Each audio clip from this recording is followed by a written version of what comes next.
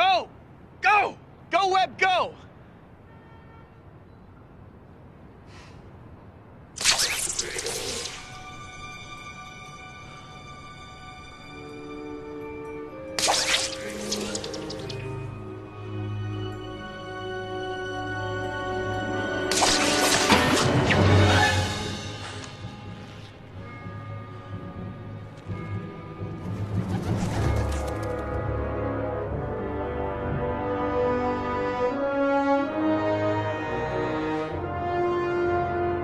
Tally ho.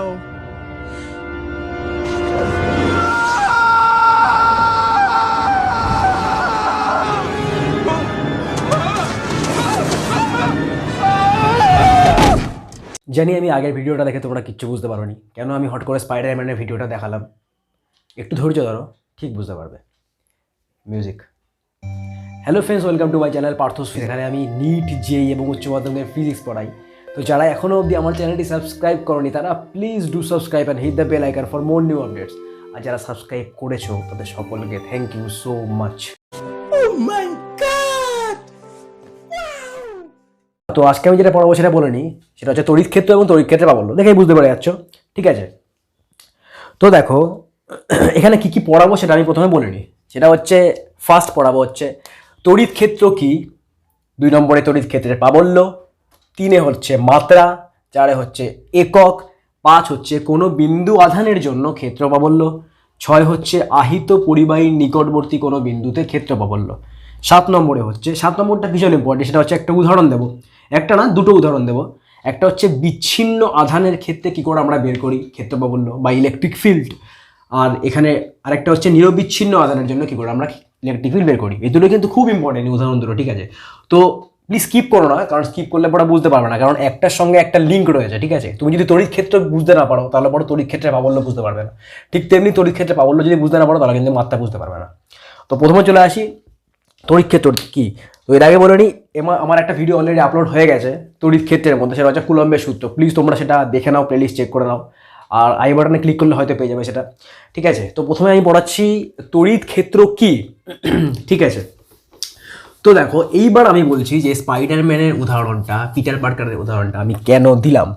তো দেখো এটা বোঝার জন্য বুঝতে হবে, দেখো স্পাইডারম্যানটা যখন এক জায়গা থেকে অন্য জায়গায় জাম্প করলো তখন তো এমনি জাম্প করতে পারতো না। ও কী করে জাম্প করলো? হাত থেকে নেটটা প্রথমে অন্য জায়গায় ফেললো, তারপরেও লাফ দিল। তো যখন স্পাইডারম্যানটা এক জায়গা থেকে অন্য জায়গায় লাফ দিল তখন ওর কিসের প্রয়োজন হলো? নেটের প্রয়োজন হলো। প্রথমে ওর নেটটা ছড়ালো, তারপরে নেটের সাহায্যে এক জায়গা থেকে অন্য জায়গায় লাফ দিল। তো এটা কেন বললাম হট করে, আমি কেন এই উদাহরণটা আমি দেখালাম, কেন এই ভিডিওটা আমি দেখালাম? এর কারণটা হচ্ছে, মনে করি একটা চার্জ রয়েছে, সেটা হচ্ছে ক্যাপিটাল কিউ, ঠিক আছে? এবং আরেকটা চার্জ ঠিক এর থেকে 8 ডিস্টেন্স দূরে রয়েছে, সেটা হচ্ছে স্মল কিউ, ঠিক আছে? তো দেখো এই দুটো চার্জ হয় একে অপরকে আকর্ষণ করবে, নয় একে অপরকে বিকর্ষণ করবে। সেটা ডিপেন্ড করবে কিসের ওপর? যে কোনটা প্লাস বা কোনটা মাইনাস। দুটো যদি প্লাস হয় অথবা দুটো যদি মাইনাস হয় তাহলে পরে বিকর্ষণ করবে, একটা যদি প্লাস আর একটা যদি মাইনাস হয় তাহলে পরে আকর্ষণ করবে, ঠিক আছে? খুব ভালো।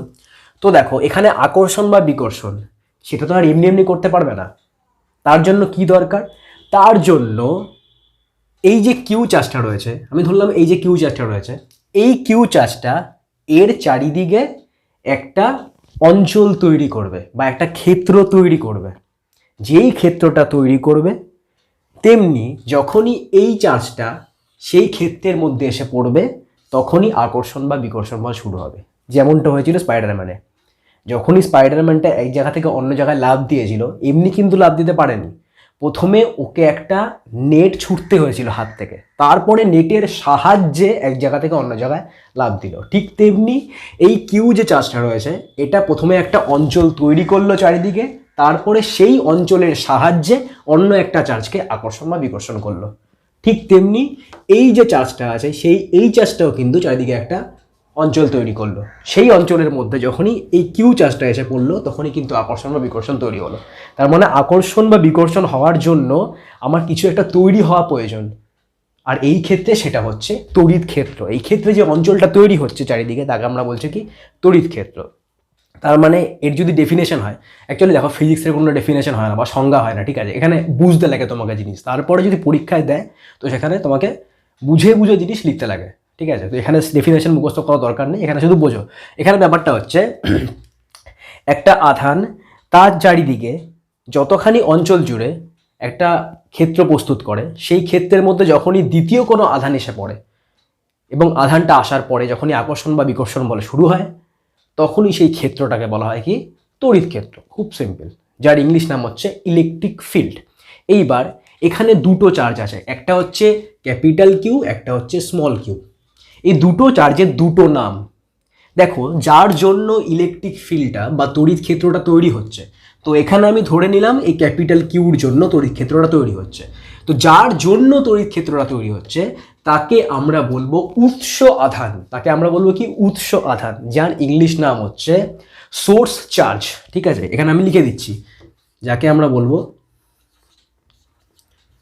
উৎস আধান, যার ইংলিশ নাম হচ্ছে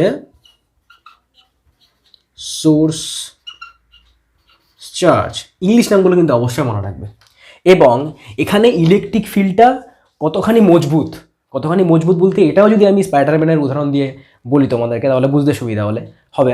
সেটা হচ্ছে স্পাইডারম্যানের যে নেটটা রয়েছে সেটা কতখানি মজবুত, ঠিক আছে, সেটা কি করে বুঝবে, যে ও ঠিক মতন করে লাফটা দিতে পারলো কিনা, তার সাহায্যে বুঝবে। ঠিক তেমনি এইখানেও এই যে ইলেকট্রিক ফিল্ডটা তৈরি হচ্ছে বা এই যে তড়িৎ ক্ষেত্রটা তৈরি হচ্ছে, এটা কতখানি মজবুত, কতখানি মজবুত বলতে কতখানি শক্তিশালী, মানে এর মধ্যে কতখানি জোর রয়েছে, সেটা কি করে বুঝবে, সেটা বুঝবো হচ্ছে যখনই আমি এই সেকেন্ড চার্জটা আনবো তড়িৎ ক্ষেত্রের মধ্যে, তখন দেখব এই সেকেন্ড চার্জটা বা এই কিউ চার্জটা কতখানি বেশি বল অনুভব করছে বা কতখানি কম বল অনুভব করছে। যদি বেশি বল অনুভব করে তার মানে বুঝতে পারবো যে তড়িৎ ক্ষেত্রের যে ক্ষমতা সেটা অনেক বেশি, এবং যদি কম ফোর্স অনুভব করে তবে বুঝবো তড়িৎ ক্ষেত্রের ক্ষমতা কম। সিম্পল জিনিস, একদম সহজ জিনিস। তবে এই যে চার্জটা আছে, যার সাহায্যে আমি বুঝতে পারলাম যে এই যে ইলেকট্রিক ফিল্ডটা রয়েছে সেটা কতখানি শক্তিশালী, এই চার্জটাকে আমরা বলছি কি, এই চার্জটা আমরা বলছি পরীক্ষক আধান।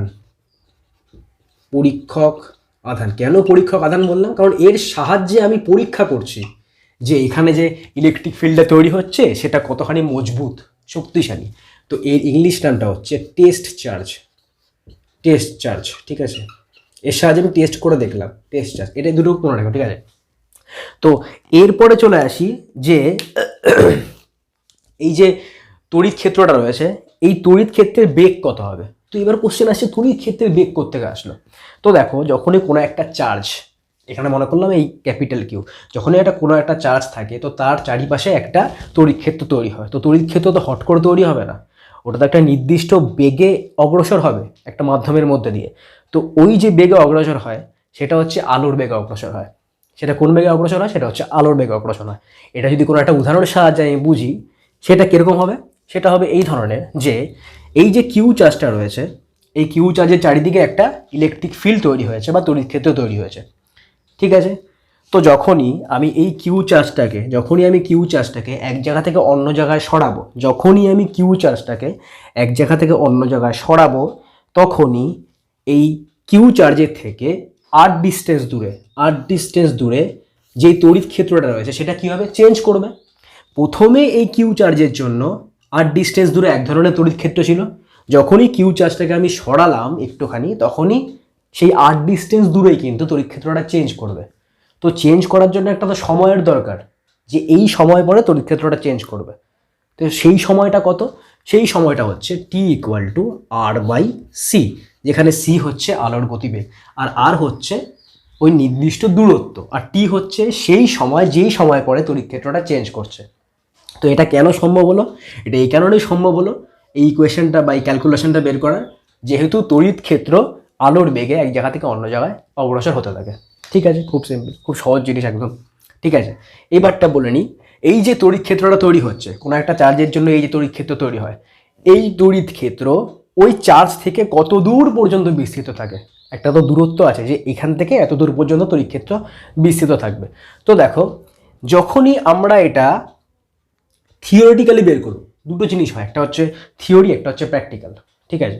তো যখনই এটা আমি অঙ্কের হিসাবে বের করব, তখন দেখব যে তড়িৎ ক্ষেত্র যেটা রয়েছে সেটা অসীম পর্যন্ত বিস্তৃত হতে পারে। কি পর্যন্ত বিস্তৃত হতে পারে? অসীম পর্যন্ত। ঠিক আছে, যদি কিউ একটা চার্জ থাকে তো এই কিউ চার্জের থেকে অসীম পর্যন্ত তড়িৎ ক্ষেত্র বিস্তৃত হওয়ার কথা, এটা থিওরিটিক্যালি। কিন্তু প্র্যাকটিক্যালি কি সেটা সম্ভব? সেটা সম্ভব না, কারণ কোনো একটা নির্দিষ্ট দূরত্বের পর কিন্তু তড়িৎ ক্ষেত্রটা আর কাজ করে না। যখনই আমি অন্য একটা চার্জকে বা অন্য একটা আধানকে সেই তড়িৎ ক্ষেত্রে আনবো, তো যত দূরত্ব পর্যন্ত তড়িৎ ক্ষেত্র কাজ করবে ঠিক তত দূরত্ব পর্যন্তই কিন্তু দুজনের মধ্যে আকর্ষণ বা বিকর্ষণ বল কাজ করবে। তার ঠিক বেশি হয়ে গেলে দূরত্ব, সেই আকর্ষণ বা বিকর্ষণ বলটা আস্তে আস্তে কমতে থাকবে বা থাকবেই না। তো অসীম পর্যন্ত কিন্তু কখনোই তড়িৎ ক্ষেত্র বিস্তৃত থাকে না, একটা নির্দিষ্ট দূরত্ব পর্যন্ত বিস্তৃত থাকে। অসীম যদি বলি তাহলে সেটা হয়ে যাবে থিওরি, যদি নির্দিষ্ট দূরত্ব বলে দিই তাহলে সেটা হয়ে যাবে প্র্যাকটিক্যাল। ঠিক আছে, হলো। তাহলে এটা গেল কি? এটা গেল তড়িৎ ক্ষেত্র। তো এরপরে চলে আসি তড়িৎ ক্ষেত্রের প্রাবল্য। তো দেখো এটার ইংলিশ নাম হচ্ছে ইলেকট্রিক ফিল্ড, আর তড়িৎ ক্ষেত্রের প্রাবল্যের যে ইংলিশ নাম সেটা হচ্ছে ইলেকট্রিক ফিল্ড ইন্টেন্সিটি অথবা ইন্টেন্সিটি অফ ইলেকট্রিক ফিল্ড। ঠিক আছে, তো এরপরে চলে আসি তড়িৎ ক্ষেত্রের প্রাবল্য। মন দিয়ে দেখো, ঠিক আছে, কারণ এইগুলো যদি তোমরা না দেখতে পারো তাহলে কিন্তু একদম লাস্টে ইম্পর্টেন্ট যেই দুটো উদাহরণ করাবো সেইটা হচ্ছে দেখার মতো না কিন্তু। ঠিক আছে, সেটা যদি না দেখো তাহলে কিন্তু বুঝতে পারবে না। ঠিক আছে, তো প্লিজ দেখো। এরপরে কি পড়াবো? তড়িৎ ক্ষেত্রের প্রাবল্য।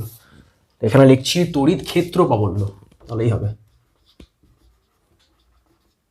তড়িৎ ক্ষেত্রে প্রাবল্য, যার নাম হচ্ছে ইলেকট্রিক ফিল্ড ইন্টেন্সিটি অথবা ইন্টেন্সিটি অফ ইলেকট্রিক ফিল্ড। তো দেখো এর সংজ্ঞাটা কি হবে বা আমরা কি করে বলবো যে তড়িৎ ক্ষেত্রের প্রাবল্য এই? প্রথমে বলে নিই যে তড়িৎ ক্ষেত্র প্রাবল্য মানে কি। তড়িৎ ক্ষেত্র প্রাবল্য মানে হচ্ছে যে কোনো একটা তড়িৎ অঞ্চল কতখানি শক্তিশালী, যেটা আমি আগে উদাহরণ দিলাম, যেটা আমি আগে বললাম। ঠিক আছে, কতখানি শক্তিশালী, তো সেটা আমি কি করে বুঝবো? তার জন্য কি দরকার? দেখো কোনো একটা তড়িৎ ক্ষেত্রের মধ্যে, এটা আমি বলছি মন দিয়ে শোনো, কোনো একটা তড়িৎ ক্ষেত্রের মধ্যে যখনই কোনো ধনাত্মক অন্য একটা আধানকে আমি নিয়ে আসব, সেই আধানটা কি পরিমাণ আকর্ষণ বা বিকর্ষণ বল অনুভব করবে সেটাই হচ্ছে কিন্তু ওইখানকার তড়িৎ প্রাবল্য। এবারটা কোশ্চেন হচ্ছে ওই যে আধানটা নিয়ে আসবো ওই আধানটার মান কত হবে? ওই আধানটার মান হবে কিন্তু 1 ইউনিট।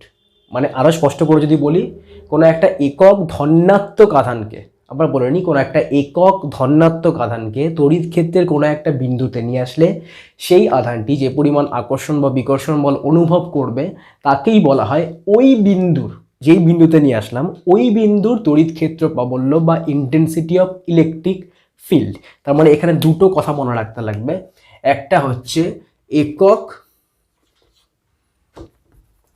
দুটো কথা মনে রাখতে লাগবে, একটা হচ্ছে নীল কালি দিয়ে করাচ্ছি যেহেতু কালো কালি নেই, একটা হচ্ছে একক আর একটা হচ্ছে ধনাত্মক আয়ন,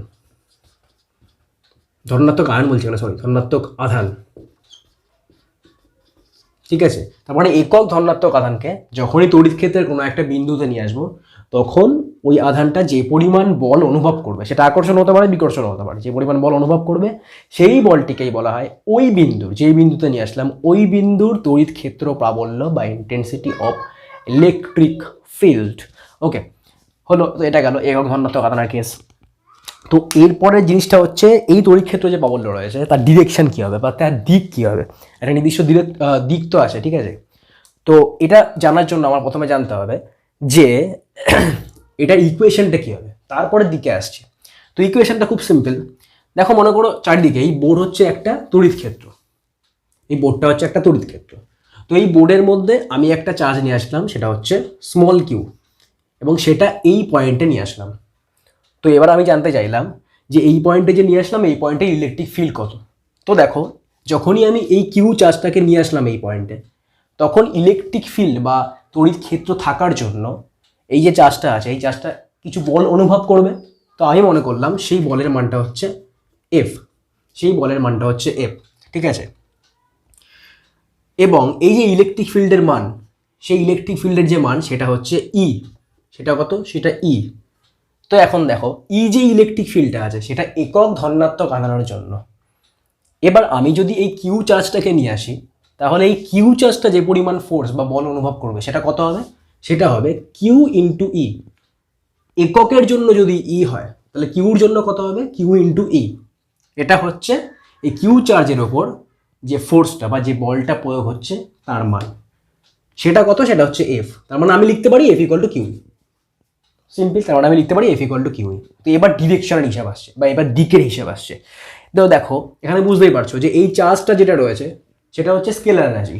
তার মানে এখানে ফোর্সের যা ডিরেকশন হবে বা বলের যা ডিরেকশন হবে সেটাই কিন্তু হবে ইলেকট্রিক ফিল্ডের ডিরেকশন, বা এর উল্টোটাও সত্য। এখানে ইলেকট্রিক ফিল্ডে যে ডিরেকশন হবে সেটাই কিন্তু এই ফোর্সের ডিরেকশন হবে। তার মানে সিম্পল, ইলেকট্রিক ফিল্ডে যা ডিরেকশন এফ এর কিন্তু তাই ডিরেকশন। ওকে, তো দেখো এবার যেই উৎস আধানটা রয়েছে, উৎস আধান বলতে যার জন্য এই ইলেকট্রিক ফিল্ডটা তৈরি হচ্ছে, যার জন্য ওই ইলেকট্রিক ফিল্ডটা তৈরি হচ্ছে, এই উৎস আধানটা দু রকমের হতে পারে। হতে পারে এটা ধনাত্মক, আবার হতে পারে এটা ঋণাত্মক। তো যদি ধনাত্মক হয়, ভালো করে মন দিয়ে শোনো, যদি ধনাত্মক হয় অর্থাৎ কিউ যে চার্জটা আছে সেটা যদি ধনাত্মক হয়, তবে ইলেকট্রিক ফিল্ডের যে ডিরেকশন হবে কোনো একটা পয়েন্টে সেটা কি হবে, সেটা হবে এই চার্জ থেকে বহির্মুখী, সেটা হবে এই চার্জ থেকে বহির্মুখী। ঠিক আছে, মনে করো এই পয়েন্টে আমি যদি জানতে চাই যে ইলেকট্রিক ফিল্ডের ডিরেকশন কোন দিকে, ঠিক আছে, এবং এই চার্জটা যদি ধনাত্মক হয় তবে ইলেকট্রিক ফিল্ডের ডিরেকশন হবে এই চার্জ থেকে বহির্মুখী। এবং এই চার্জটা মানে যার জন্য ইলেকট্রিক ফিল্ড তৈরি হচ্ছে সেটা যদি নেগেটিভ হয়, তাহলে পরে এই পয়েন্টে মানে কোনো একটা পয়েন্টে ইলেকট্রিক ফিল্ডের যে ডিরেকশন হবে সেটা হবে কিন্তু অন্তর্মুখী। অন্তর্মুখী বলতে এই কিউর দিকে, একটা হবে কিউর থেকে বাইরের দিকে, একটা হবে কিউর দিকে। কিউর দিকে বাইরের দিকে কখন হবে, যখন এটা প্লাস হবে, আর দিকে কখন হবে, যখন এটা মাইনাস হবে। একদম সোজা হিসেব। এইবার চলে আসি আরেকটা জিনিসে, একটা ছোট্ট জিনিসে, সেটা হচ্ছে এই যে কিউটা রয়েছে, এই যে স্মল কিউটা রয়েছে, ঠিক আছে, এটার মান আমরা কত নিতে পারবো। দেখো এবার মনের মধ্যে একটা হিসাব আসবে যে এর মান তো যা খুশি নেওয়া যায়, কারণ আমরা যদি ইলেকট্রিক ফিল্ডের মান বের করতে চাই তাহলে কি করে বের করবো, F by Q equal to E, এটা হচ্ছে ইলেকট্রিক ফিল্ডের মান, সিম্পল।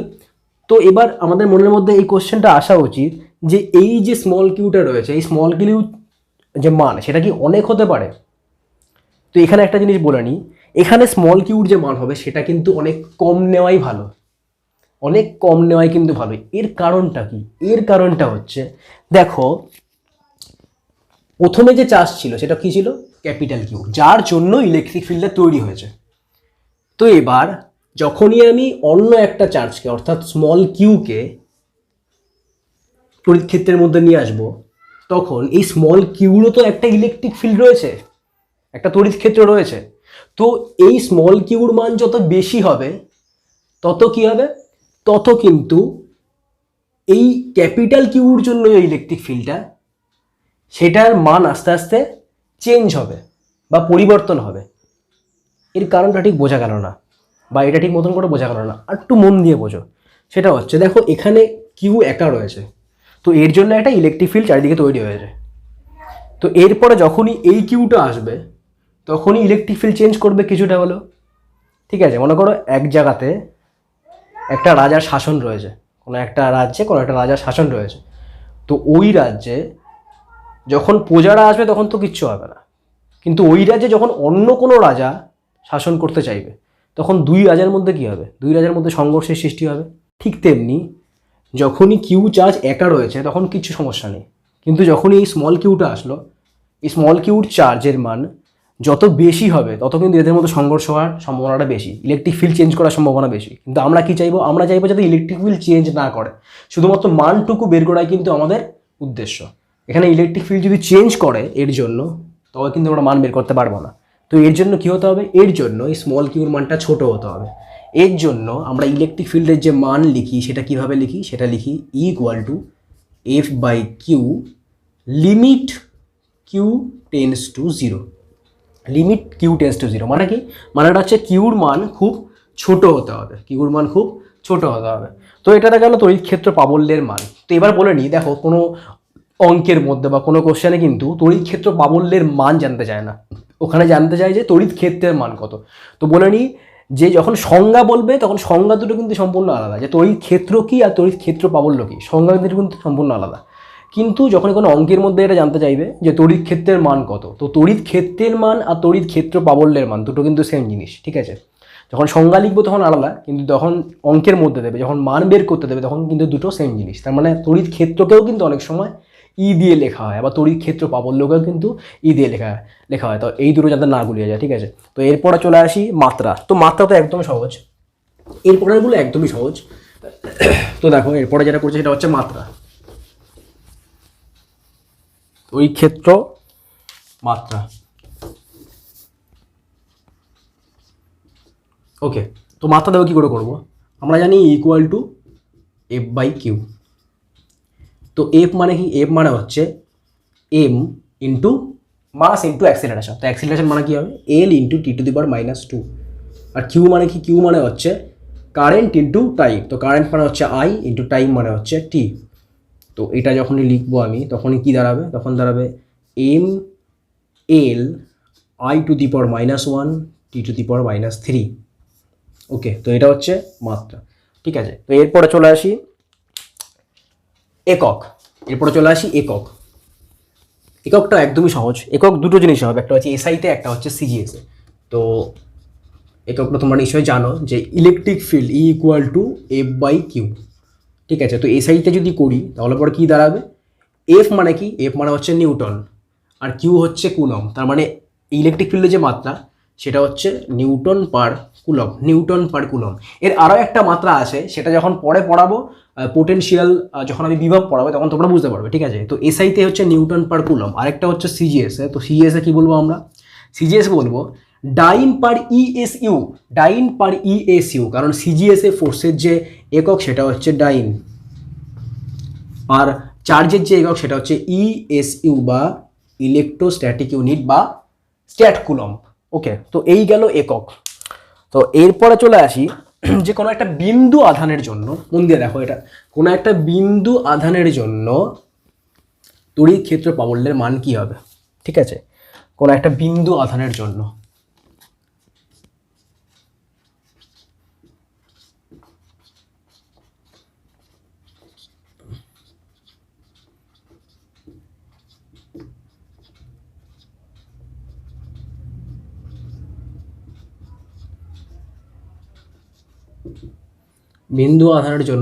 তড়িৎ ক্ষেত্র প্রাবল্য খুব সহজ জিনিস। সেটা হচ্ছে, মনে করো কোনো একটা বিন্দু আধান রয়েছে, তার মান হচ্ছে ক্যাপিটাল কিউ। কোনো একটা বিন্দু আধান রয়েছে, তার মান হচ্ছে ক্যাপিটাল কিউ, এবং এটা মনে করো প্লাস ক্যাপিটাল কিউ, ঠিক আছে। মানে এটা হচ্ছে ধনাত্মক আধান। তো আমাকে বলা হলো যে এই প্লাস ক্যাপিটাল কিউ থেকে আর ডিস্টেন্স দূরে এখানে একটা পয়েন্ট রয়েছে পি পয়েন্ট। এই পি পয়েন্টে ইলেকট্রিক ফিল্ডের মান কত বা তড়িৎ ক্ষেত্র প্রাবল্যের মান কত? তো খুব সিম্পল জিনিস, কী করে বের করবো? দেখো আমি কি করব, এই পি পয়েন্টে অন্য একটা চার্জ নিয়ে আসবো, সেটাকে আমি মনে করলাম স্মল কিউ। স্মল কিউ, এবং আমি ধরে নিলাম এই যে স্মল কিউটা রয়েছে সেটা হচ্ছে একটা পজিটিভ চার্জ, ঠিক আছে। তো এই স্মল কিউটা যদি পজিটিভ চার্জ হয়, মন দিয়ে শোনো, যদি এই স্মল কিউটা পজিটিভ চার্জ হয় তবে এখানে যে ফোর্সের বা ইলেকট্রিক ফিল্ডের ডিরেকশন হবে সেটা কোন দিকে হবে? সেটা হবে ঠিক এই দিকে, ওকে। কারণ আমি বলেইছি প্রথমে যে এটা যদি ধনাত্মক আধান হয়, মানে এই সোর্স চার্জটা বা উৎস আধানটা যদি ধনাত্মক হয় তবে ইলেকট্রিক ফিল্ডের ডিরেকশন কোন দিকে হয়? বহির্মুখী। আর যদি নেগেটিভ হয় এটা, তবে ইলেকট্রিক ফিল্ডের ডিরেকশন হয় অন্তর্মুখী বা কিউর দিকে, ঠিক আছে। আর এই যে চার্জটা আছে এটা কিন্তু একটা প্লাস চার্জ, কারণ আমি প্রথমেই বলেছি ইলেকট্রিক ফিল্ড যখন বলেছি তখন বলেছি যে একক ধনাত্মক আধান যে পরিমাণ বল অনুভব করে, একক ধনাত্মক, তার মানে একক ধনাত্মক আধান, তার মানে এর যে প্রকৃতি সেটা হতে হবে কি ধনাত্মক টাইপের, ঠিক আছে। তো দেখো এখানে এই কিউ আর এই কিউ এর মধ্যে একটা বিকর্ষণ বল কাজ করবে। তো আমি ধরে নিলাম এই যে বিকর্ষণ বলের মানটা আছে সেটা হচ্ছে এফ, এবং আমি ধরে নিলাম এই যে মাধ্যমটা আছে তার যে পরাবৈদ্যুতিক ধ্রুবকের মান সেটা হচ্ছে কে, তার পরাবৈদ্যুতিক ধ্রুবকের মান হচ্ছে কে, এবং এর যে তড়িৎ ভেদ্যতা তার মান হচ্ছে এপসাইলন। এর পরাবৈদ্যুতিক ধ্রুবক হচ্ছে কে। এই দুটো কিন্তু আমি বুঝিয়েছি অলরেডি আগের ভিডিওতে, তো তোমরা প্লিজ দেখে নাও সেটা। তো এর পরাবৈদ্যুতিক ধ্রুবকের মান হচ্ছে কে, এবং এর যে তড়িৎ ভেদ্যতা তার মান হচ্ছে এপসাইলন, ঠিক আছে, যেই মাধ্যমে এই দুটো চার্জ রয়েছে। তো এরপরে দেখো এফ এর মান তাহলে কী হবে? এফ এর মান তাহলে পড়ে হবে 1/4 pi epsilon into capital Q into small Q by small R square, okay. এটা হচ্ছে বিন্দু আধান। তো এবার দেখো আমি বলেছিলাম যে ইলেকট্রিক ফিল্ড হচ্ছে একক ধনাত্মক আধান, কিন্তু এখানে যে আধানটা আছে সেটা তো একক ধনাত্মক নয়, সেটা ধনাত্মক কিন্তু একক তো নয়। তো তাহলে পরে আমি একক ধনাত্মক আধানের ক্ষেত্রে কী করে বের করবো ইলেকট্রিক ফিল্ড? খুব সহজ। তাহলে পরে আমি এখানে কী করবো, ইলেকট্রিক ফিল্ড ইকুয়াল টু লিখবো এফ বাই স্মল কিউ। কারণ দেখো এটা যদি এফ ফোর্স অনুভব করে তো একক ধনাত্মক আধান কত ফোর্স অনুভব করবে? F by Q. তো এখানে আমি তাই লিখলাম এফ বাই কিউ। তো এফ বাই কিউর মান কত? এখান থেকেই বুঝতে পারছো এফ বাই কিউর মান কত হবে। এখানে এটা এফ রয়েছে আর এখানে একটা স্মল কিউ রয়েছে। তো এফ বাই কিউর মান কত হচ্ছে? Q by 4 pi epsilon into R square. তো দেখো এখানে এপসাইলন যেটা আছে সেটা কিন্তু এভাবে লেখা যায়, Q by 4 pi K epsilon naught into R square. ঠিক আছে, তো এটা হচ্ছে একক ধনাত্মক আধানের জন্য। ওকে, এটা হচ্ছে একক ধনাত্মক আধানের জন্য আমি বের করলাম ফোর্স।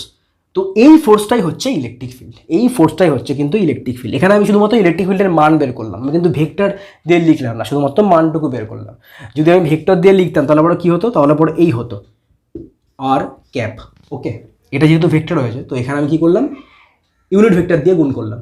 তো এই হচ্ছে ব্যাপার, এই হচ্ছে ইলেকট্রিক ফিল্ড বিন্দু আধানের জন্য বা বিন্দু আধানের জন্য তড়িৎ ক্ষেত্র প্রাবল্য। খুব সিম্পল একটা ব্যাপার এটা। তো এরপরে চলে আসি কোনো একটা আহিত পরিবাহীর জন্য, যেটা আমি বলেছিলাম এখানে, কোনো একটা আহিত পরিবাহীর নিকটবর্তী কোনো বিন্দুতে তড়িৎ প্রাবল্য। তো তার জন্য কি করতে হবে? দেখো এটাও খুব সিম্পল জিনিস এবং খুব ভালো একটা জিনিস, কারণ এটা ওপর অনেক অঙ্ক রয়েছে যেটা এই থিওরির ওপর বা এই কনসেপ্টের ওপর প্রতিষ্ঠিত। তো দেখো প্লিজ মন দিয়ে, যে কোনো একটা আহিত পরিবাহী নিকটবর্তী কোনো বিন্দুতে তড়িৎ প্রাবল্য কী করে বের করতে লাগে। ঠিক আছে, এখানে লিখছি, আমি লিখলে পরে জিনিসটা ভালো হবে। দেখো আহিত পরিবাহী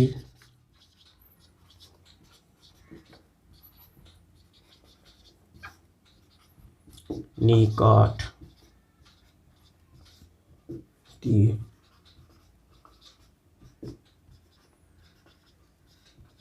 বিন্দুতে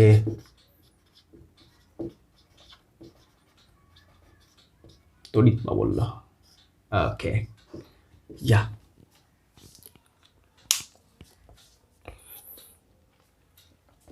আচ্ছা, তো দেখো তার জন্য আমি কী করতে হবে? দেখো আহিত পরিবাহী, তো আমি ধরে নিলাম যে যে পরিবাহীটা রয়েছে সেটা হচ্ছে একটা গোলক, সেটা হচ্ছে একটা গোলক টাইপের।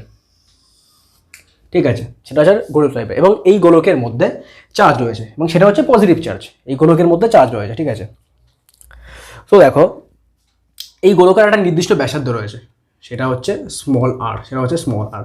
তো আমাকে বলা হলো যে এই গোলকের নিকটবর্তী কোনো বিন্দুতে, এই গোলকের নিকটবর্তী কোনো বিন্দুতে তড়িৎ ক্ষেত্র প্রাবল্যের মান কত। তো আমি ধরে নিলাম যে এই গোলকের পরিধিস্থ কোনো বিন্দু, পরিধিস্থ বিন্দু কিন্তু একটা নিকটবর্তী বিন্দুর মধ্যেই পড়ে। ঠিক আছে, তো পরিধিস্থ কোনো বিন্দুতে ধরে নিলাম এটা হচ্ছে পি পয়েন্ট, তো এই বিন্দুতে আমাকে তড়িৎ ক্ষেত্র প্রাবল্য বের করতে বলেছে। তো খুব সিম্পল, কী করে বের করবো? তো মনে করলাম এখানে যে চার্জ রয়েছে, টোটাল চার্জ, সেটা হচ্ছে কিউ, সেটা হচ্ছে কিউ, এই টোটাল গোলকের মধ্যে যে চার্জ রয়েছে সেটা হচ্ছে প্লাস কিউ। ঠিক আছে, এবং ধরে নিলাম এর যে তলমাত্রিক ঘনত্ব, দেখো তলমাত্রিক ঘনত্ব বা রৈখিক ঘনত্ব এটা কিন্তু আমি আগের ভিডিওতে বুঝিয়েছি। তো প্লিজ তোমরা প্রথমে সেই ভিডিওটা দেখো, তারপরে এই ভিডিওটা দেখো। প্লেলিস্ট চেক করলে পরে পাবে, প্লেলিস্ট চেক করলে পরে অনেক ভিডিও দেওয়া রয়েছে। তো প্লিজ প্লেলিস্ট চেক করো আর ওখানে দেখে নাও, প্রচুর ভিডিও রয়েছে, নিটের রয়েছে, জেইর রয়েছে, 12-এর রয়েছে, আর যারা 11 ক্লাসের আছে তাদের জন্য তো রয়েছে অবশ্যই। ঠিক আছে, তো এখানে যেটা মেন ব্যাপার সেটা হচ্ছে তলমাত্রিক ঘনত্ব। তো আমি ধরে নিলাম এই যে গোলকটা রয়েছে তার যে চার্জ বা আধান, তার যে তলমাত্রিক ঘনত্ব সেটা হচ্ছে রো, সেটা হচ্ছে রো। ঠিক আছে, খুব ভালো। এবারটা দেখো, যখনই কোনো একটা পরিবাহী থাকবে, যখনই কোনো একটা গোলক থাকবে তার মধ্যে যখন টোটাল চার্জ বলে দেবে কিউ, তখন আমরা কি ধরে নিই? আমরা ধরে নিই সমস্ত চার্জ তার কেন্দ্রের মধ্যে কেন্দ্রীভূত রয়েছে, যেমন মাধ্যাকর্ষণ শক্তির সময় করেছিলাম আমরা। ঠিক আছে, কি করেছিলাম? যে এই দুটো বস্তুর মধ্যে আকর্ষণ বল বের করার জন্য আমরা ধরে নিয়েছিলাম যে তার সমস্ত ভর কেন্দ্রে কেন্দ্রীভূত রয়েছে। মাধ্যাকর্ষণ শক্তি যেহেতু তোমরা পড়েছো, তো এটা বুঝতে আশা করি তোমাদের কোনো অসুবিধা হবে না। তো এখানে তাই ধরে নিলাম এর যে টোটাল চার্জ প্লাস কিউ সেটা এই গোলকের কেন্দ্রে কেন্দ্রীভূত রয়েছে। তো কেন্দ্রে যদি টোটাল চার্জ কেন্দ্রীভূত থাকে এবং আমাকে যদি বের করতে বলে যে এই পি বিন্দুতে, অর্থাৎ আর ডিস্টেন্স দূরে পি বিন্দুতে তড়িৎ প্রাবল্য কত, তাহলে খুব সিম্পলভাবে এটা আমরা বের করতে পারবো। তার মান কত হবে? সিম্পল, ইকুয়াল টু হবে Q by 4 pi epsilon into R square. এখানে বলে নিই এই যে এপসাইলনটা রয়েছে এটা হচ্ছে এই গোলকের তড়িৎ ভেদ্যতা, এই গোলকের তড়িৎ ভেদ্যতা, ঠিক আছে, এই গোলকটা তড়িৎ ভেদ্যতা। তো এটা হচ্ছে ই এর মান বা ইলেকট্রিক ফিল্ডের মান কোথায়, পি বিন্দুতে। তো ঠিক আছে, খুব সিম্পল। এইবার দেখো এই যে কিউটা রয়েছে, মন দিয়ে শোনো, এই যে ক্যাপিটাল কিউটা রয়েছে, এই ক্যাপিটাল কিউটাকে আমরা কি লিখতে পারি? তো প্রথমেই বলেছি যে তলমাত্রিক ঘনত্ব হচ্ছে রো, তার মানে কিউ ইকুয়াল টু কি, কিউ ইকুয়াল টু হচ্ছে 4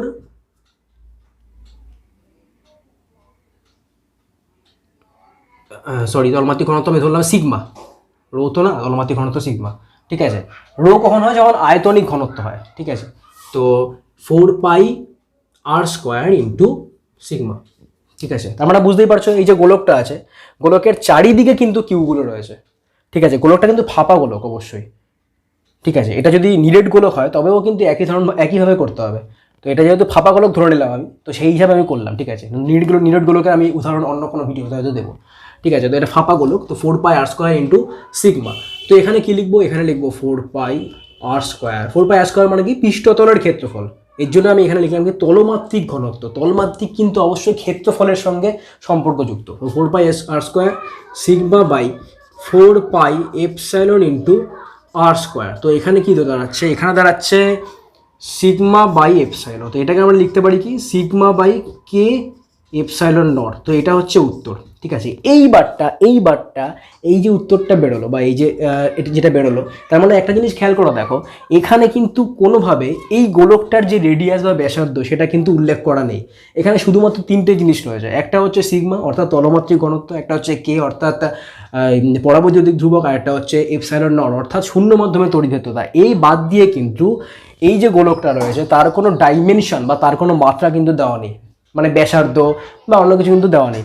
তার মানে এর দ্বারা কি বুঝতে পারলাম, এর দ্বারা বুঝতে পারলাম যে কোনো একটা আহিত পরিবাহী যখন থাকবে তার নিকটবর্তী কোনো যখন বিন্দুতে আমাকে তড়িৎ প্রাবল্য বের করতে বলবে, তখন কিন্তু সেই তড়িৎ প্রাবল্যের মান সেই পরিবাহীটির কোনো রকম মাত্রা বা কোনো রকম রেডিয়াস, কোনো রকম উচ্চতা, কোনো রকম দৈর্ঘ্য, কোনো রকম প্রস্থের ওপর কিন্তু নির্ভর করবে না, বা কোনো রকম আকারের ওপর, সবচেয়ে ভালো কথা হচ্ছে কোনো রকম আকারের ওপর কিন্তু নির্ভর করবে না, ঠিক আছে।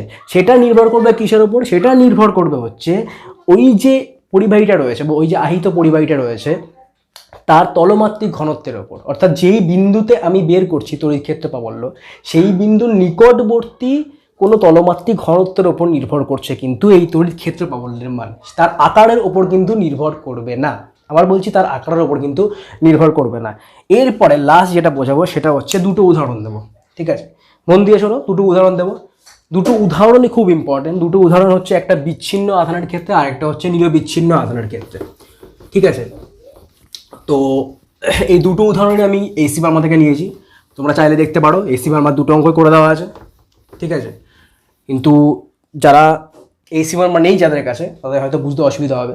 কারণ দেখো, অন্যান্য যে সমস্ত বই রয়েছে, ঠিক আছে, ফ্র্যাঙ্কলি স্পিকিং, অন্যান্য যে সমস্ত বাংলা বই রয়েছে তাদের যে টাইপ, তাদের আর কি অঙ্কের যে টাইপগুলো রয়েছে সেগুলো তোমরা যদি খেয়াল করে দেখো তাহলে দেখবে কোনো না কোনোভাবে সেগুলো কিন্তু এসি ভার্মার সঙ্গে মিলেই যায়, ঠিক আছে। আর এসি ভার্মা হচ্ছে বেস একদম ফিজিক্সের ক্ষেত্রে। যারা 11-12 পড়ো বা যারা এসি ভার্মা পড়েছো কোনো না কোনো দিন, তারা বুঝতে পারবে এসি ভার্মা হচ্ছে বেস। এখান থেকে এটা যদি পড়ে সবাই, তাহলে কিন্তু ফিজিক্সের একটা বেস তৈরি হবে, ঠিক আছে। তো প্লিজ সাজেস্ট করবো যারা বেঙ্গলি মিডিয়ামের ছাত্র তারা প্লিজ এসি ভার্মাটি একটু হলেও দেখো, কোনো অসুবিধা নেই, আমি তোমাদেরকে গাইড করব। আমি প্রত্যেকটা অঙ্ক যেগুলো ইংলিশে রয়েছে প্রত্যেকটা অঙ্ক আমি করিয়ে দেবো তোমাদের, এসি ভার্মার প্রত্যেকটা এক্সারসাইজের অঙ্ক করিয়ে দেবো। যদিও সেগুলো পিডিএফ পাওয়া যায়, কিন্তু পিডিএফ থেকে সহজে বোঝা যায় না অনেক অঙ্ক। তো আমি করিয়ে দেবো ভিডিওতে, তোমাদের কোনো চাপ নেই, চাপ নেওয়ার দরকার নেই, ঠিক আছে। তো কিন্তু তোমরা পড়ো জিনিসটা, ঠিক আছে, এসি ভার্মাটা পড়ো। তো দেখো ফার্স্ট অঙ্ক কী বলেছে, স্ক্রিনে চলে আসছে অঙ্ক, দেখো অলরেডি। তো ফার্স্ট অঙ্ক যেটা বলেছে সেটা হচ্ছে বিচ্ছিন্ন আধানের ক্ষেত্রে। তো এখানে লিখছি বিচ্ছিন্ন আধান, ওকে, বিচ্ছিন্ন আধানের ক্ষেত্রে লিখছি, ওকে। আচ্ছা, এখানে অঙ্কটা কি বলেছে,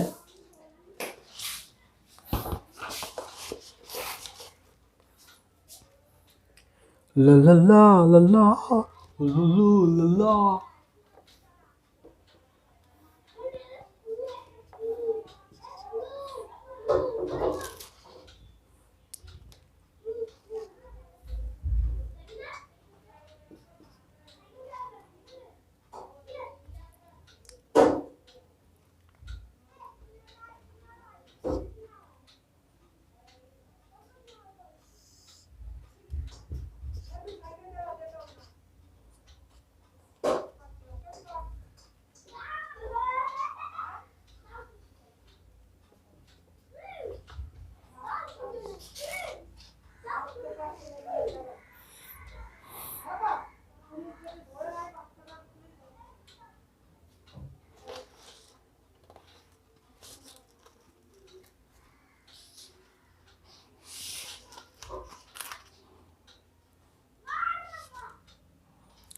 ওকে, তো দেখো এখানে অঙ্কটা কী বলেছে, এখানে অঙ্কটা বলেছে, বাংলায় বলে দিচ্ছি আমি, ইংলিশে রয়েছে বাংলায় বলে দিচ্ছি। বলেছে দুটো চার্জ রয়েছে, একটা হচ্ছে এ বিন্দুতে, একটা হচ্ছে বি বিন্দুতে। দুটো চার্জের মানই হচ্ছে 10, একটার হচ্ছে 10 মাইক্রোকুলম আর একটা হচ্ছে -10 মাইক্রোকুলম। ওকে, তো এরপরে বলেছে দুটো চার্জ 10 সেন্টিমিটার দূরে রয়েছে। Find the electric field at a point of P on the perpendicular bisector of A B. তো এ বির যে পারপেন্ডিকুলার বাইসেক্টর মানে এর যে লম্ব সমদ্বিখণ্ড অর্থাৎ সিপি, এই পারপেন্ডিকুলার বাইসেক্টরের মধ্যে 12 সেমি ডিস্টেন্স দূরে পি বিন্দুতে বের করতে বলেছে ইলেকট্রিক ফিল্ড। অর্থাৎ এই দুটো চার্জের জন্য বা দুটো আধানের জন্য এই পি বিন্দুতে ইলেকট্রিক ফিল্ড বের করতে বলেছে। এই পি বিন্দুটা এই লম্ব সমদ্বিখণ্ডকের ওপর 12 সেন্টিমিটার ওপরে অবস্থিত। তো দেখো খুব ভালো একটা অঙ্ক, ঠিক আছে। একদম প্রথমে তো আমি কঠিন অঙ্ক করাবো না, তো প্রথমে বলে নিই বিচ্ছিন্ন আধান কেন বলছি। বিচ্ছিন্ন আধান মানে কি, এই যে দুটো আধান রয়েছে অর্থাৎ 10 মাইক্রোকুলম আর -10 মাইক্রোকুলম, এই দুটো আধান কিন্তু একে অপরের সঙ্গে লেগে নেই, এরা কিন্তু একে অপরের সঙ্গে বিচ্ছিন্ন অবস্থায় আছে।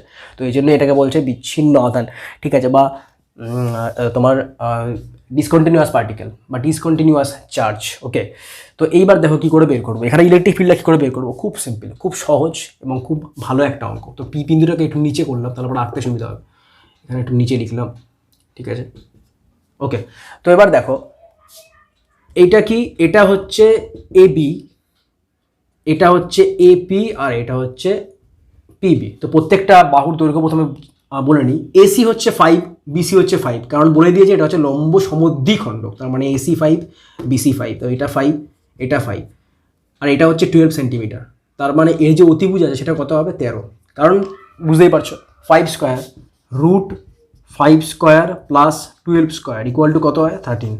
25 প্লাস 144 মানে 169, 169 রুট করলে হয় 13, মানে এটা হচ্ছে 13, তাহলে এটা 13 মানে এটাও 13। ওকে, এবং এই অ্যাঙ্গেল মনে করলাম থিটা, অ্যাঙ্গেল মনে করলাম থিটা। এইবার দেখো এইবার যে জিনিসটা করছে সেটা হচ্ছে এই -10 মাইক্রোকুলম্বের জন্য এই পি পয়েন্টে যে ইলেকট্রিক ফিল্ডের ডিরেকশন হবে, ডিরেকশনটা ইম্পর্টেন্ট, যে ডিরেকশনটা হবে সেই ডিরেকশন কোন দিকে হবে, সেই ডিরেকশনটা হবে চার্জের দিকে। কারণ আমি প্রথমেই বলেছি যে যখন নেগেটিভ হবে এটা তখন অন্তর্মুখী হবে, অর্থাৎ চার্জের দিকে হবে। তার মানে এখানে যে ইলেকট্রিক ফিল্ডের ডিরেকশন সেটা হবে কি চার্জের দিকে, ঠিক আছে। এটা আমি নাম দিলাম E1, এটার নাম দিলাম E1। এইবার দেখো ইবি নাম দিলাম, তারপর সুবিধা হবে ইবি।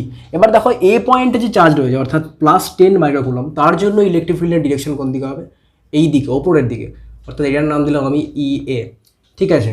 এইবার দেখো এই দুটো যে ইলেকট্রিক ফিল্ড রয়েছে, মন দিয়ে দেখো এই দুটো যে ইলেকট্রিক ফিল্ড রয়েছে, এই দুটো ইলেকট্রিক ফিল্ডে আমি কি করব, ভেক্টর কম্পোনেন্টে ডিভাইড করব, অর্থাৎ উপাংশে ভাগ করে দেখব, উপাংশে ভাগ করে দেখব, যেটাকে আমরা বলছি ভেক্টর বিয়োজন, ঠিক আছে। তো ভেক্টর বিয়োজন করলে পরে কী হবে, কি করে করব দেখো, একটা করব এক্স অ্যাক্সিস বরাবর যেটা এ বির সঙ্গে প্যারালাল, যেটা এ বির সঙ্গে প্যারালাল, আর একটা করব এইভাবে যেটাই পারপেন্ডিকুলার অনুযায়ী চলছে, ঠিক আছে। তো দুটো অনুযায়ী করলে পরে কী হবে দেখো, খুব সিম্পল, খুব সিম্পল একদম, একটা এক্স অ্যাক্সিস একটা ওয়াই অ্যাক্সিস। তো দেখো এই যে ওয়াই অ্যাক্সিসটা রয়েছে, মন দিয়ে দেখো এই যে ওয়াই অ্যাক্সিসটা রয়েছে, এই ওয়াই অ্যাক্সিসের এই বরাবর যে ইলেকট্রিক ফিল্ড হবে সেটা কত হবে, দেখো এটা যদি অ্যাঙ্গেল থিটা হয় তো এই অ্যাঙ্গেলটা কত হবে, থিটা অ্যাঙ্গেল হবে। খুব সহজ, কারণ এই যে এক্স অ্যাক্সিসটা রয়েছে এই এক্স অ্যাক্সিসটা কিন্তু এই এবির সঙ্গে প্যারালাল বা সমান্তরাল, ঠিক আছে। তো এটা যদি থিটা হয় এটাও থিটা হবে, তেমনি এটা যদি থিটা হয় এটাও কিন্তু থিটা হবে, ঠিক আছে। তো ওপরের যেটা রয়েছে সেটা কত হবে, সেটা হবে ই এ সাইন থিটা, তার মানে এটা হবে ই এ সাইন থিটা। তেমনি ইবির এই বরাবর যে ইলেকট্রিক ফিল্ড হবে সেটা কত হবে, ইবি সাইন থিটা। এখন দেখো ই এর বা ইবির যে মান সেটা বের করা যাক। তো দেখো ইবি বা ই এর যে মান, শুধুমাত্র মান, সেটা কত, সেটা কিন্তু সমান হবে। কেন সমান হবে, কারণ দুটোই কিন্তু 10 করে, হ্যাঁ একটা প্লাস একটা মাইনাস সেটা ঠিক আছে, আমি বলছি মানের কথা। তো মান কিন্তু দুটোর ক্ষেত্রে সমান হবে, তো মানটা বের করে নিই সুবিধা হবে, ঠিক আছে। মান কী করে বের করে, 1/4 pi epsilon naught into 10 microcoulomb, তো 10 × 10⁻⁶/r²। তো এখানে r² বলতে 13, তো 13-এর স্কোয়ার, ঠিক আছে। তো এটা অলরেডি করা আছে ক্যালকুলেশন, তো ক্যালকুলেশন এখানে করা আছে। এর যে মান সেটা হচ্ছে 5.3 × 10⁶, 5.3 × 10⁶ × 10⁶, তো okay 6 newton per coulomb, 6 newton per coulomb. Okay, এইবার অঙ্কটা করা যাক, বেরিয়ে গেল। তো এবার কি করব দেখো, এই যে ওয়াই অ্যাক্সিস বরাবর যে কম্পোনেন্ট দুটো বের করলাম সেই দুটো কম্পোনেন্ট কী হবে, ক্যান্সেল হয়ে যাবে, ক্যান্সেল হয়ে যাবে, ঠিক আছে, কারণ ওপরে একটা কম্পোনেন্ট নিচে একটা কম্পোনেন্ট, তার মানে ভেক্টর যদি বের করি তাহলে দুটো অপোজিট ভেক্টরের যোগফল কী হবে, 0। তার মানে ওয়াই অ্যাক্সিস বরাবর যেই দুটো কম্পোনেন্ট রয়েছে বা উপাংশ রয়েছে সেই দুটো কম্পোনেন্ট কিন্তু 0 হবে ভেক্টর। তাহলে আমি বের করবো কি বরাবর, এক্স বরাবর। তো এক্স বরাবর যে উপাংশ সেটা কত হবে, সেটা হবে ই এ কস থিটা, সেটা হবে E A cos theta plus E B cos theta. Okay, এই E A cos theta E B cos theta. এবার ই এ আর ই বির মান কিন্তু সমান, ঠিক আছে, তার মানে এখানে আমি লিখতে পারি 2 ই এ কস থিটা। ওকে, তাহলে 2 ই এর মান তো জানো তোমরা সবাই, 5.3 × 10⁶ ইন্টু কস থিটার যে মান, তো কস থিটার মান হচ্ছে কি, কস থিটা মানে কি, ভূমি বাই অতিভুজ। তো ভূমি কত, ভূমি 5 বাই অতিভুজ কত 13, তো 5/13, ঠিক আছে। তো এর যে মান দাঁড়াচ্ছে সেটা দাঁড়াচ্ছে 4.1 × 10⁶। ওকে, তো এটা বেরোচ্ছে 4.1 × 10⁶ নিউটন পার কুলম। তো এই হচ্ছে অঙ্ক, ভালো অঙ্ক ছিল, ঠিক আছে। তো একটা কাজ করবে তোমরা, সম অঙ্কই প্র্যাকটিস করবে, আর যেগুলো টাইপ সেম অঙ্কের সেগুলো ছাড়বে, ঠিক আছে। বিভিন্ন ধরনের অঙ্ক প্র্যাকটিস করবে। এটা হচ্ছে বিচ্ছিন্ন আধানের ক্ষেত্রে গেল।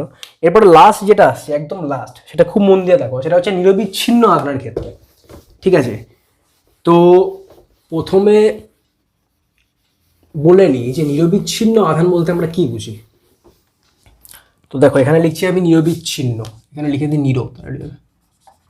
ওকে, নিরবিচ্ছিন্ন আধানের ক্ষেত্রে তো দেখো এই নিরবিচ্ছিন্ন আধান বলতে যখনই অনেকগুলো আধান থাকবে এবং সেই আধানের মধ্যে কোনো রকম দূরত্ব থাকবে না, বিশেষ কোনো দূরত্ব থাকবে না। হ্যাঁ, দুটো আধানের মধ্যে দূরত্ব অবশ্যই থাকে, কিন্তু দূরত্ব খুব কম থাকবে, তখন আমরা সেই সকল আধানের যে সমাহার, সেই সকল আধানের সমাহারকে আমরা কিন্তু বলছি, বা সমন্বয়কে আমরা কিন্তু বলছি নিরবিচ্ছিন্ন আধান, ঠিক আছে। তো এখানে একটা উদাহরণ দিই, উদাহরণটা হচ্ছে মনে করো এটা একটা রিং, ঠিক আছে। এই রিংয়ের ব্যাসার্ধ দেওয়া রয়েছে এ, এই রিংয়ের কেন্দ্র থেকে এক্স ডিস্টেন্স দূরে পি পয়েন্টে আমাকে বের করতে বলেছে ইলেকট্রিক ফিল্ড। এই যে রিংটা আছে, এই রিংয়ের টোটাল চার্জ হচ্ছে কিউ। এই কিউ চার্জটা এই রিংয়ের মধ্যে পুরো সমানভাবে বণ্টিত রয়েছে, ঠিক আছে, সমানভাবে বণ্টিত রয়েছে টোটাল চার্জ, আর টোটাল চার্জের মান হচ্ছে প্লাস কিউ। তো এই প্লাস কিউর জন্য রিংয়ের মধ্যে আমাকে বের করতে বলেছে পি পয়েন্টে ইলেকট্রিক ফিল্ডের মান কত। রিং মানে বুঝতে পারছো তো, এটা আমরা পাশ থেকে দেখছি রিংটা, এর জন্যই মনে হচ্ছে রিংটা গোলাকার না, অ্যাকচুয়ালি রিংটা কিন্তু গোলাকার, যেহেতু পাশ থেকে দেখছি এর জন্য আমি এইভাবে এঁকেছি। তো কী করে বের করবো, খুব সিম্পল। এই ক্ষেত্রে আমাদের কি করতে লাগবে, যখন নিরবিচ্ছিন্ন বলবে বা কন্টিনিউয়াস চার্জ বলবে তখন আমাদের ব্যবহার করতে লাগে ইন্টিগ্রেশন, ইন্টিগ্রেশনের সাহায্য নিতে লাগে, ঠিক আছে। তো এখানে কী করে করবো, এখানে আমরা একটা পয়েন্ট নেব, সেটার নাম দিলাম এ পয়েন্ট। এই এ পয়েন্টে মন দিয়ে শোনো, একটা পয়েন্ট নেব, এই এ পয়েন্টে ধরে নিলাম ছোট একটা চার্জ রয়েছে, সেটা হচ্ছে ডি কিউ, এই এ পয়েন্টে ছোট একটা চার্জ বা ছোট একটা ক্ষুদ্র অংশ রয়েছে, এই ক্ষুদ্র অংশের চার্জ ধরে নিলাম ডি কিউ। এবার আমরা বের করব এই ডি কিউর জন্য এই পি পয়েন্টে ইলেকট্রিক ফিল্ডের মান কত, ঠিক আছে। তো কী করে বের করবো দেখো, প্রথমে বলে নিই, এই যে কিউ চার্জটা রয়েছে সেটা হচ্ছে পজিটিভ চার্জ। তো ডি কিউর জন্য ইলেকট্রিক ফিল্ডের যে ডিরেকশন হবে সেটা কোন দিকে হবে, সেটা হবে এই দিকে। তো এটা হচ্ছে ডিই, ডি কিউর জন্য ডিই, এই অ্যাঙ্গেলটা মনে করলাম থিটা। তো প্রথমে আমি ডি এর মান বের করি। তো ডি এর মান খুব সিম্পল, ডি এর মান কী হবে 1/4πε0। এখানে মনে করলাম এটা শূন্য মাধ্যমের মধ্যে রয়েছে, তো 1/4πε0 ইন্টু ডি কিউ বাই এই যে দূরত্ব রয়েছে, দূরত্ব স্কোয়ার। তো দূরত্ব কত, এপি তার স্কোয়ার, দূরত্ব কত, এপি তার স্কোয়ার। খুব ভালো, খুব সিম্পল। এইবার দেখো এই যে ডিইটা রয়েছে এর দুটো উপাংশ রয়েছে, একটা হচ্ছে এই এক্স বরাবর আর একটা হচ্ছে ওয়াই বরাবর, একটা হচ্ছে এক্স বরাবর একটা হচ্ছে ওয়াই বরাবর। ওকে,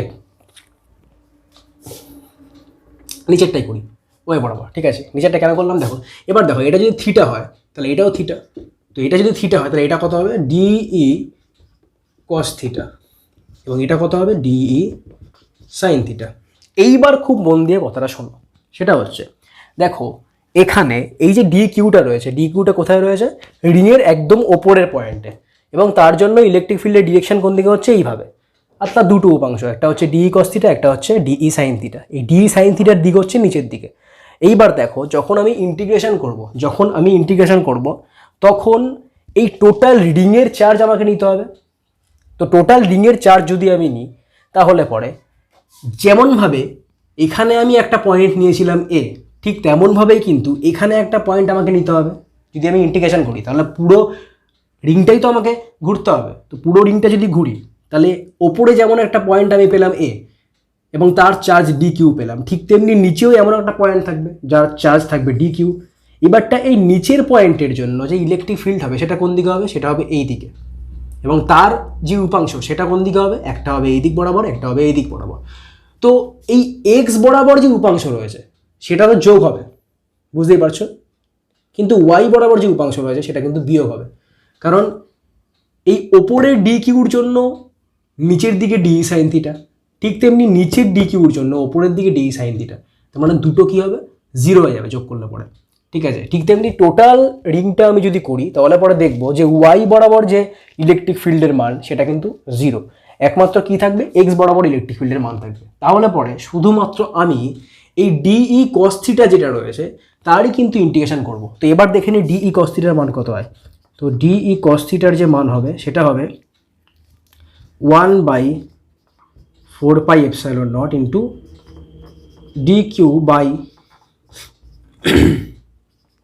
AP square into cos theta, মানে ভূমি বাই অতিভুজ, ভূমি হচ্ছে এক্স বাই অতিভুজ, তো এক্স বাই অতিভুজ হচ্ছে এটা। ঠিক আছে, তার মানে এক্স বাই এপি, ওকে। তো ডিই কস থিটা। তো এবার টোটাল ই যদি বের করতে চাই তাহলে আবার কী করতে লাগবে, ডিই কস থিটার ইন্টিগ্রেশন করতে হবে। ডিই কস থিটার ইন্টিগ্রেশন করলে পরে দেখো ইন্টিগ্রেশনে যে ধ্রুবক মানগুলো রয়েছে সেগুলো বাইরে বের করে নিই। তো ধ্রুবক মানগুলো কী রয়েছে, এক্স কিন্তু ধ্রুবক মান, মনে রাখো এক্স কিন্তু চেঞ্জ করছে না, ধ্রুবক মান, কারণ এক্স হচ্ছে একটা দূরত্ব নির্দিষ্ট। তো ধ্রুবক মানগুলোকে বের করে নিলাম, এক্স বাই 4πε0 ইন্টু, এবার দেখো এই যে এপি রয়েছে, এই যে এপিটা রয়েছে, এর এই এপির যে মান হবে সেটা কত হবে, এপির মান হবে কিন্তু এপি হচ্ছে অতিভুজ, তার মানে এপির মান হচ্ছে x square plus A square two the power half, কারণ ভূমি স্কোয়ার প্লাস লম্ব স্কোয়ার তার রুট। তার মানে এখানে কি হচ্ছে, এখানে হচ্ছে এক্স স্কোয়ার প্লাস এ স্কোয়ার 3/2, 3 কেন হচ্ছে, কারণ এপি স্কোয়ার আর এপি, তাহলে এর কিউব হবে, তো এই জন্য কিউব বাই 2। ওকে, তো এরপরে দেখো এখানে কি বাকি থাকলো শুধুমাত্র, আচ্ছা এখানে এক্স স্কোয়ারটা লিখে নিয়ে ভুলে গেছি, তো এখানে বাকি থাকলো শুধুমাত্র ডি কিউ। তো এবার দেখো ডি কিউ শুধুমাত্র ইন্টিগ্রেশন করবো, তো ডি কিউর যদি ইন্টিগ্রেশন করি তাহলে আবার কী হবে, কিউ, এবার কী হবে কিউ। ঠিক আছে, তো এই হচ্ছে অঙ্ক। ওকে, এই গেল অঙ্ক। হ্যাঁ একদম, ঠিক আছে। তো এই গেল আজকের পুরো টপিক কমপ্লিট হলো। তোমাদের যদি ভালো লেগে থাকে অবশ্যই তাহলে পরে কমেন্ট বক্সে জানাও। আর তোমাদের যদি আরও কোনো টপিকের দরকার পড়ে বা আরও কোনো কোশ্চেন থাকে এই সম্পর্কিত, তাহলে পরে কিন্তু আমাদের ফেসবুক পেজ রয়েছে, সেখানে তোমরা জয়েন হতে পারো বা ফলো করতে পারো।